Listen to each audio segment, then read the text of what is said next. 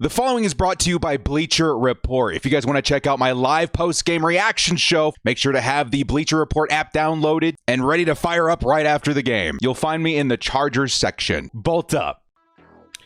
Yo, to Bolt fam, it's the director here at Bleacher Report after what was an incredible Chargers 2025 draft experience here after day 3. What I think I was live something like 18 hours. It was a long haul, dude. I'm absolutely burnt, but I'm so excited to share with you guys my enthusiasm and ultimately my grade for what the Chargers did in the draft this season. We're going to go over each and every player, how they're going to impact the roster, what their role likely is this season, and overall how Joe Ortiz performed in his follow-up season. From what I'm going to say was a heck of a kickoff for his career as a GM with the Los Angeles Chargers. We all know, man, I think a lot of us found a lot of enthusiasm to this year's draft because of what he accomplished last season. Last season, we saw the JOLT and Ladd McConkey combo that set the world ablaze. And I think a lot of us, the reason why we handed our trust to him is because we saw the other scenario unfold. If we got what we were all kind of hoping for, right, which was Malik Neighbors and then whoever else was available at offensive line, it wouldn't have panned out as well as the Chargers going and getting Joe Alt, the best tackle in the draft. He's going to be the best tackle for a long time that we were going to see in the draft. Along with Ladd McConkey, who was the best Chargers rookie wide receiver in franchise history. I would say a lot of us were very, very happy with that result. And did we sign... Anyway, sorry, I'm trying to keep up with all of the free agent acquisitions too. We're going to have a video on that coming out on my channel soon anyway. But yes, very excited. A lot of anticipation considering that Joe Ortiz really did kill it last year. And I think a lot of us can agree that he did so as well. It's kind of funny. It started off a little bit the same way as it did last year, man. The Chargers in round 1, pick 22, went with Omarion Hampton, running back, UNC.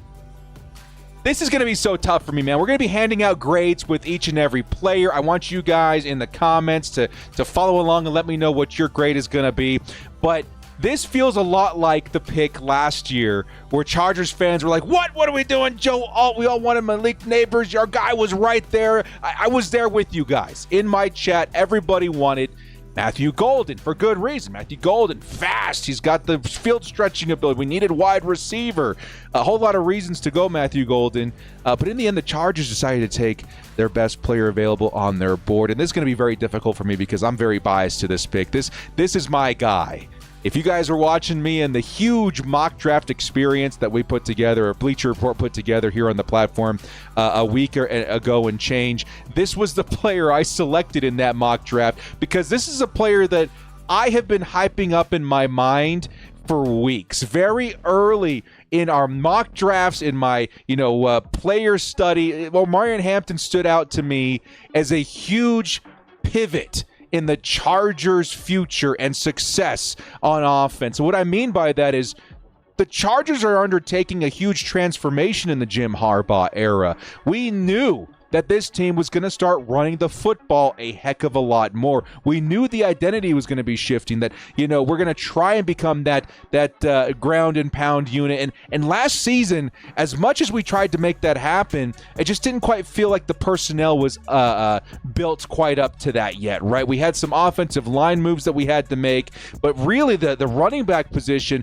who saw some really good play from J.K. Dobbins and Gus Edwards, couldn't stay consistent because ultimately they couldn't stay on the field. The Chargers would change that narrative this season by bringing in 2 running backs that, number 1, simply do not miss games, and number 2, produce at a very consistent rate.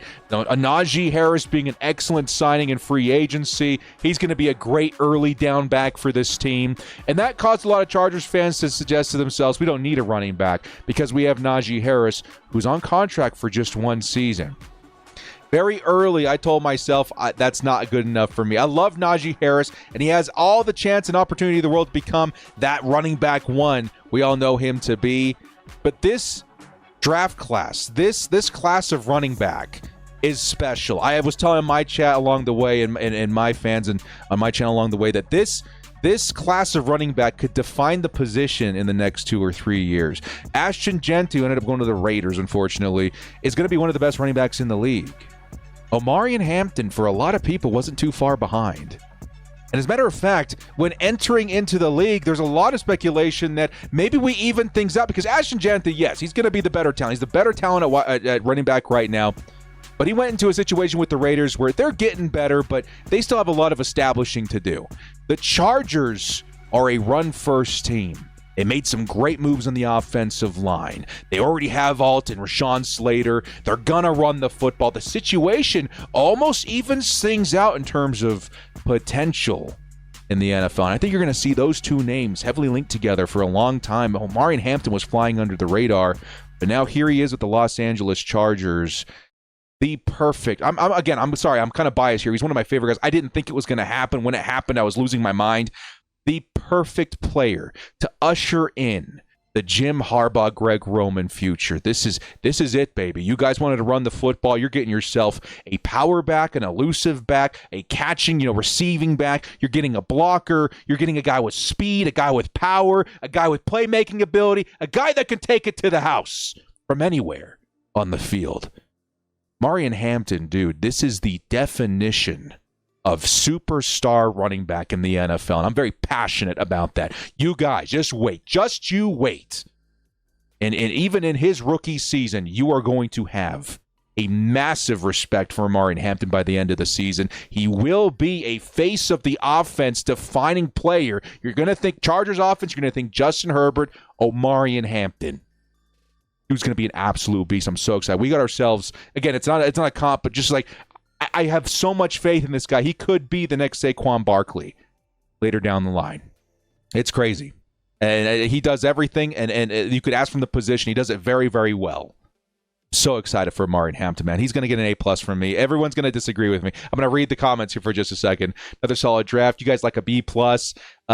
He's good. Didn't have a competent O-line. That's another big piece of this, too. He had, Willie Lampkin out of UNC. That was pretty much it. And the guy was, a leprechaun. He was a tiny dude. And even then, as an individual talent, Omarion Hampton produced a 2,000-yard, 17-touchdown season.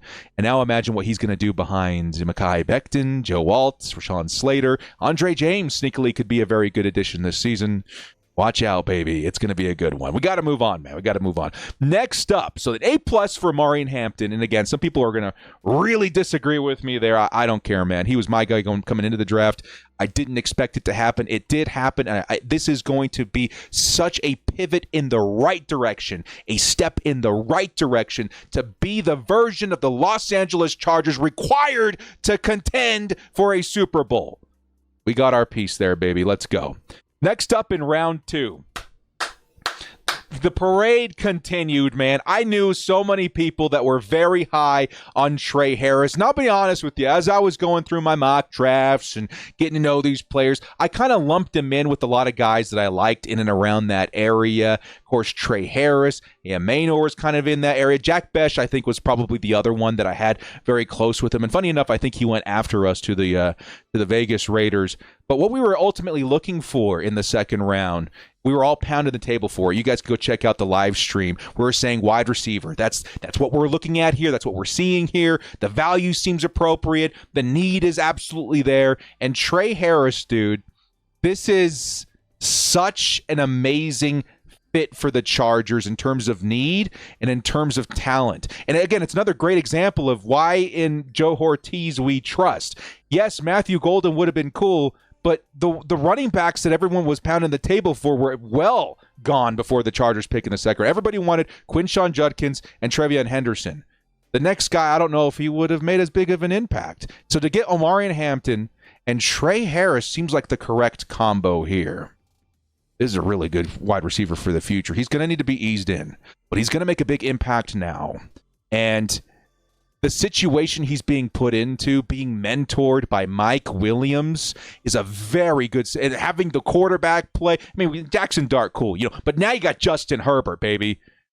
You got a wide receiver that loves to attack the deep part of the field. You give him Justin Herbert's arm and watch out. Now, of course, he's not going to give you the speed, that a lot of these wide receivers. It's certainly not Matthew Golden. He only clocked in. That was one of the negatives that we had here. A 4.54. But I'm telling you right now that number is inaccurate because what my eyes showed me was in the 4.4s of his game speed, and then come to find out that he ran the combine. He ran the 40. With the groin injury that absolutely. Tampered with his results in the combine. What my eyes told me was a faster player, and what that story it confirms is a faster player to me. So no, I wouldn't get too caught up on the 4.54. He looks more like he's in the high 4.4s, which is certainly fast enough to attack the deep part of the field. And he produces, man. This is the guy when it comes to the passing game at Ole Miss last season. 1,030 yards, 7 touchdowns in only 8 games, where the groin injury comes into play here. All of this in the SEC, baby.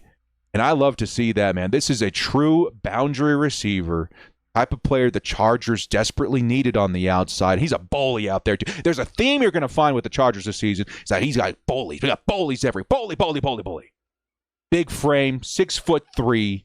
He's got the size, the mass to him as well. He loves to fight for each catch. He looks for it. He plucks it out of the air. He may end up being, in my opinion, I went down the rabbit hole yesterday, man, because I liked Trey Harris a lot. Him and Jack Besh, again, kind of my guys in and around that area. But I went down the rabbit hole after the draft yesterday, really getting to know Trey Harris, and this may be the best contested catch wide receiver in this class. He is bonkers. He's incredible, and he provides Justin Herbert with a skill set that we know Herbert loves to take a shot on via Mike Williams, a guy that, takes the threat to the perimeter, forces defenses to respect the deep ball, and really gets to work out there, man. He's a ridiculous man coverage killer, too, man. He's got a 95 grade on PFF versus man, maybe the top guy in this draft as well. I mean, contested catch zone, or I should say man killer, in terms of man coverage killer, he's absolutely so good. Now, there's some things that are nuances to his game that people say he's got to work on. Some people say that his route running needs some work. He had a very limited route tree at Ole Miss, which is fair to say. He had hitches and goes, and he doesn't have to do a lot, but that doesn't mean he's not a good route runner. I think that he's better than he's given credit for. He's a very smooth route runner for his size. Again, the game speed is on display. He's extremely good at getting open in the deep parts of the field. He attacks DBs relentlessly. And I think, again, given the mentorship from Mike Williams and even Ladd at this point and some of the other guys in the roster, just the Chargers in general, you're going to get to see what his route running really is on display. And I think it's better than a lot of us are expecting. On top of that, he's a really good blocker. Obviously, he's got the mass for it. He's, I think, going to turn out to be very good. But he's going to have to ease in a little bit. I think maybe, a half season under, Mike Williams and getting some plays here and there. I think he's going to be ready sooner rather than later, though. There are some concerns you guys did here. Maybe the biggest risk why he wasn't selected a little higher is because of the injury, risk you got right there. He had a groin injury that limited him last season. I think he did have a knee surgery in the season prior to that as well. But this is definitely a guy that, he plays faster than his 40, obviously. He uses his size beautifully. He's going to be a great piece here. I'm seeing comparisons to guys like Alec Pierce and Michael Gallup. Those are very fair. I would say, maybe closer to his floor. But his ceiling, you're seeing guys' names like A.J. Brown, which, again, that seems kind of high. It is. It's a ceiling. A.J. Brown, faster, stronger. But certainly not bad. And then DK Metcalf as well. Just the kind of style of player that he is. Maybe like a DK Metcalf light. And you add that to the Chargers, arsenal of weapons, which they're starting to add to. That's kind of the theme of this draft. Get Justin Herbert weapons. Get big, mean, and nasty. Establish the run. It fits perfectly. So we may be looking at kind of the next same archetype as we saw in the Rivers/early Herbert era of Keenan and Mike Williams. Now with McConkey and outside receiver Trey Harris. I think this is going to work out beautifully. So I'm going to give this a grade of an A-. You were rewarded for your patience. You took the best player available in round 1. I have to make an assumption that this is the best player in round 2 on their board. And the final cherry on top I'm going to make in support of Trey Harris. You guys remember which team had the highest grade on Brian Thomas outside of course, maybe the Jags who selected him last season. It was the Chargers. The Chargers had the highest grade. Outside of Malik Neighbors, as I think was their number 2 guy. And that's reflective of how good they are at recognizing talent. So now you can apply that to Trey Harris and just add a little bit more excitement to that selection for yourself. And another player that's coming up a little bit later. Let's go ahead and jump into the next selection. Jamari Caldwell, defensive tackle out of Oregon. I'll be honest with you guys, there's a few tackles left on the board that I did like. I think we just missed out on Darius Alexander, who was kind of my guy going in. And then we got Jamari Caldwell, which is an awesome consolation prize here. A lot of people, dude. At the time that we drafted him, I was like, okay, cool. Yeah, we know this guy. Big dude, run stopper. I was kind of hoping someone with a more complete game, but we got ourselves a Jim Harbaugh player. Big dude, a beast in the middle. This is a nose tackle, first and foremost, okay? A beast, frame. 6'1", 332 pounds. This is an instant fit, okay? He will be involved in the defense in his rookie season, and he's got as high as, chance to be an impact player as anybody. This is great, man. We got a lot of fans in my chat and in my channel that are from Oregon due to Justin Herbert, and they were very high on Caldwell and his ceiling. I think he's going to be a beast, man. He's the kind of guy that eats up blocks. He's got tremendous talent versus the run. If you need somebody to stop what's happening in the AFC West, which is really good running backs coming into the division, R.J. Harvey, with the Broncos. The Chiefs ended up getting somebody too, did they not? I remember seeing a player go to them that I kind of liked. I forget. And then, of course, the Raiders getting Ashton Janty. We're going to need a plan to stop that. The Broncos are building to a very similar archetype as us, and the Raiders now have maybe their featured player on offense. We have to be ready. And Caldwell is a great way to handle that. A high motor guy with his size that can blow up the run. It's awesome. And the depth at the position of interior defensive line really provided some value here. Caldwell, in a lot of other draft classes, is probably looking at a mid to high second rounder. You know what I mean? A late second rounder, early third rounder. I don't know. I think we got ourselves some nice value there, and it's one that I think is going to pay dividends, man. He's deceptively fast. He had 22 quarterback hurries at that size, which was hilarious. He has room to grow as a pass rusher. I think he had a pretty good display of that at Houston beforehand. But he also brings, everything you're kind of looking at in terms of potential for a good bull rush as a pass rusher. So I like it a lot, man. I'm going to give this a grade of a B+. It was very close to an A- for me. But it really does fit what you need. I know Jim Harbaugh gave us one of these because he was very excited about the idea of bringing this guy to L.A. Next up, baby, we're going to the pass rusher, Kyle Kennard, edge out of South Carolina. The Chargers really hit a home run on this one, man. What a value here. SEC Defensive Player of the Year. Logged 10 sacks there in South Carolina. He can play anywhere on the line. You ask him, where you need help, he's going to come in and provide a lot of value. I'm seeing in the chat too, what about the undrafted free agent stuff? Yeah, I'm starting to see my phone blow up, which means we got some stuff to talk about here after the channels. I'll definitely get some content out on my channel about that very soon too. But very, very nice player out of South Carolina. One that a lot of guys in my chat were really hyping up too. And again, I had looked into him. I was excited about him. He was in that range. And he brings everything that the Chargers are surely going to love to rotate in with Tuli Tuipulotu and Khalil Mack and Bud Dupree this season, man. Big dude, 6'5", 254 pounds. He's got great reach, maybe a little bit lean, but he's going to have an excellent impact. Even this season, from the 4th round, which is crazy. This season, you have to imagine that he's going to have some nice plays in rotation. He's got an excellent arsenal of pass rush moves, at his disposal. He's fast. He's explosive. Maybe needs a little bit of work as a run stopper, but my goodness, you're getting yourself a heck of a defensive player at a heck of a discount. I think a lot of us had him a lot higher than where did the Chargers ultimately get him? The 4th round.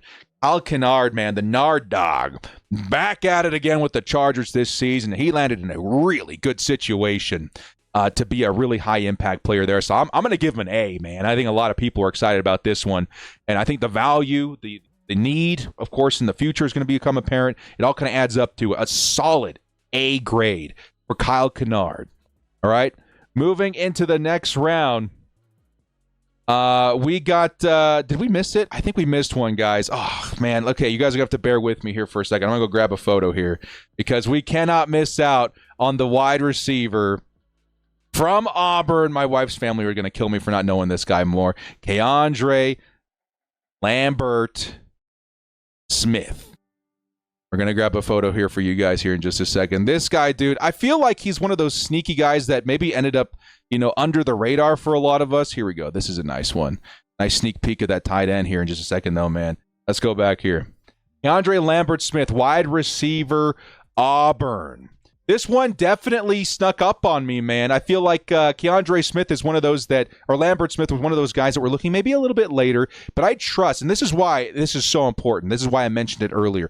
I trust the Chargers scouting department when it comes to wide receiver way more than any big boards I saw out there, which is why I got instantly excited about Lambert Smith and his potential on the Chargers and why he was selected in particular. The Chargers are very eager to provide Justin Herbert with all the weapons that he needs to help the offense keep pace with what the defense was doing last year. Last year, the defense was incredible.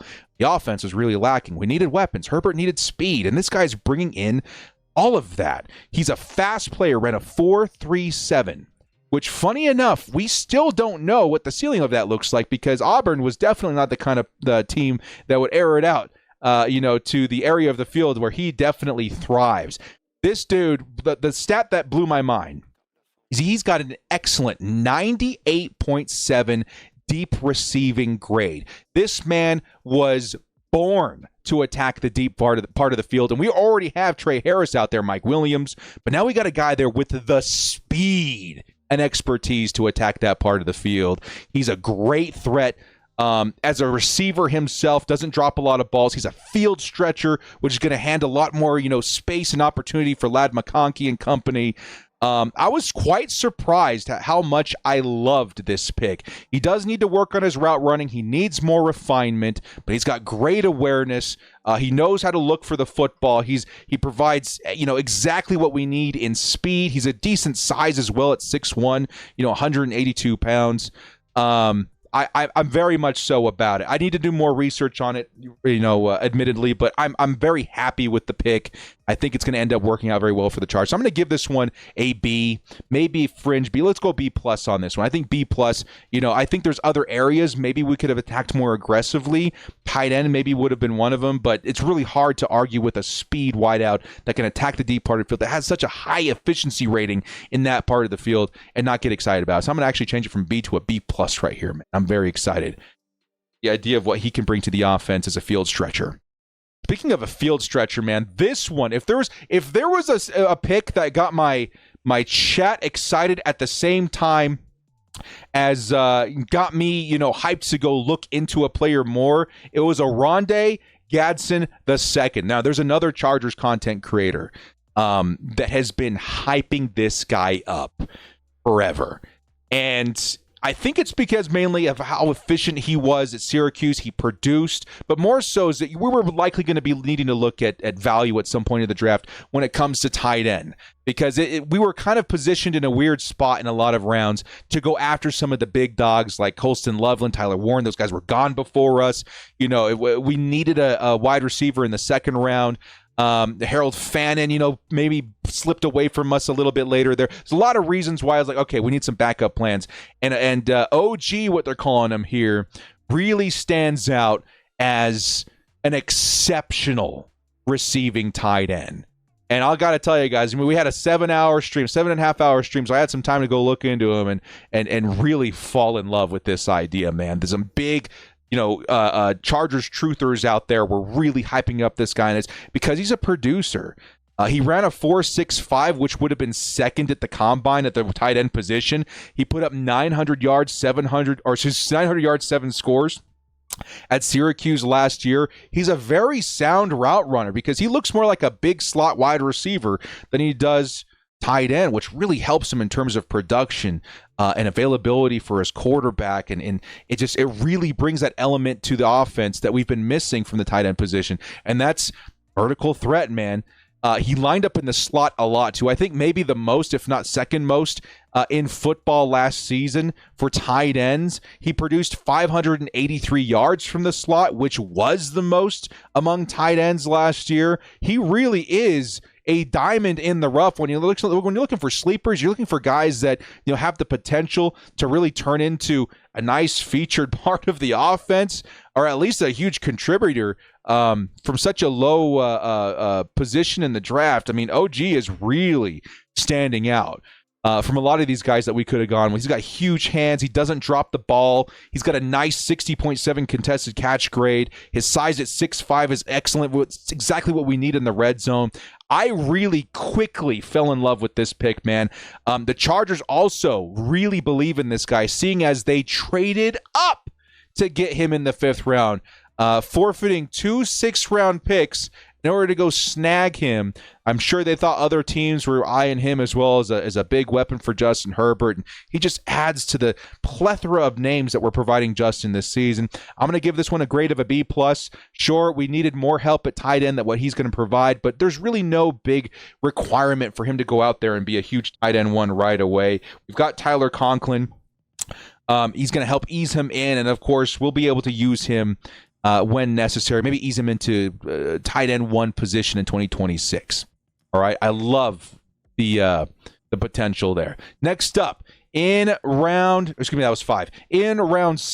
we got Branson Taylor, guard out of Pitt. Now, he was listed on the broadcast, I think, at tackle. The Chargers, I think, since then have listed him at guard. This is actually a pretty, I'll be honest with you guys, I really didn't have a radar on Branson. I hadn't really looked into him until, he was selected. We started doing some research on him. The things I saw, I liked. He's definitely the archetype of player the Chargers want to bring to the interior. He's a huge 6'6", 330-pound, lineman, offensive lineman. He graded very well, or tested very well athletically, so he's very, sneakily, agile. He's got some nice, traits to him there.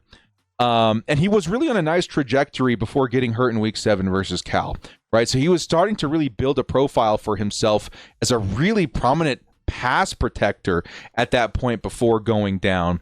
And that's where I think the Chargers are taking a swing here. I think he measures out to exactly what they're looking for. He has the versatility that they're looking for, having played both spots, right tackle, left tackle, with a projection to kick inside at a high success rate. Really does kind of feel like another Trey Pipkins, but on the other side with a brand new, set of potential here. Like we'll see if this works out in terms of a nice depth piece for them. And you can never have too much depth when it comes to offensive line. Now, I do think I saw some other guys I was maybe a bit higher on in terms of interior offensive line, so I'm still going to give it a C+. I really didn't know this guy, but it doesn't mean he's going to be bad, right? I think the Chargers know what they're doing. Certainly a Jim Harbaugh team knows what they're doing in terms of offensive line, but that's more of a wait and see. We have to learn a little bit more, but till then, I'm never going to scoff at interior offensive line, depth, especially one that's versatile. Next up, last 2 picks, R.J. Mickens. You got yourself a really nice safety out of Clemson, man. This is one that honestly, at this point of the draft, I was fully expecting not to really know anyone else. I was like, I had my day on the sun. Everybody else is kind of uncharted territory. And this one actually kind of shocked me. I was like, oh, wait, this guy was, I think, projected maybe closer to the 4th round, I think was kind of what we were looking at. I think he was at 10, he was projected 108. We got him at 214 per PFF, which was insane. Instantly off the bat, I was like, okay, awesome. We got ourselves a really good value. But 2, I know this guy. Like I actually looked into him, and this is a guy that I was curious to see what it would look like on the Chargers. It was him and Hancock and Woodson at a Cal. Like there was all these guys where I was like, okay, we're gonna grab some depth. Let's do it in and around this area with one of these guys. And I was really pleasantly surprised to see Mickens' name, selected for the Chargers in round 6, in the middle of round 6, too, man. This is an excellent value for the Chargers. Good size, 6 foot, 210 pounds. He ran a solid 4.49. He's very versatile. That's what I love about him, is that he keeps consistency and flexibility for Jesse Minter throughout the depth of his safety position. He can line up everywhere. He's lined up, at edge as a pass rusher, mainly lining up in the box and deep, but very, very flexible player that has a really nice grade in coverage. And that's what the Chargers are looking for. Great instincts, good reaction time. He forces a lot of incompletions. Had a really good grade there, too. This, to me, feels like, honestly, premium depth at a hugely important position to the Jesse Minter defense. You guys remember how many safeties we went through last season? We had Eddie Jackson at one point, Terrell Edmonds. Of course, we got Marcus May and Alohi Gilman and Derwin James. It's because that position is very important to keeping the Minter defense consistent. And that's where I found, myself very ecstatic that R.J. Mickens was available at this point. So I'm going to give him a grade of an A. I think it's a tremendous value at a very important position. The Chargers have some depth, and pleasantly, it's a guy that I actually knew. And lastly, to wrap up the draft, almost Mr. Irrelevant, the second to last player selected is Shaquiz Bridges, cornerback out of Florida. Now, I do believe that he had very many snaps at Oregon as well. A lot of our guys in the chat, very big Oregon fans.